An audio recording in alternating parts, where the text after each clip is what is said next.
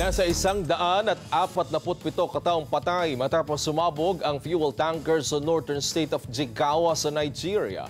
Ayon sa Police at State Emergency Services, nawalan ng kontrol sa sasakyan ang driver ng tanker na naging sanhi ng aksidente.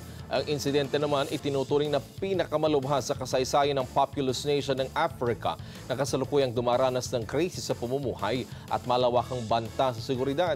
Sinabi ni Lawan Shi Siu Adam, ang local police spokesperson, na binabagtas ng tanker ang ancient city of Kano patungong North Yobe State na mawala ng kontrol sa preno ang driver nito malapit sa Maja Town sa Taura Local Government Area.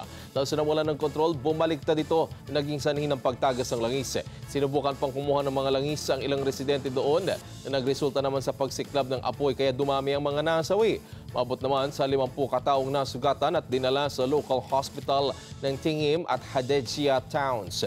Batay sa ulat, marami sa mga kalsada sa Nigeria ang hindi na naisa sa ayos at nagiging sanhi ng maraming aksidente kada taon.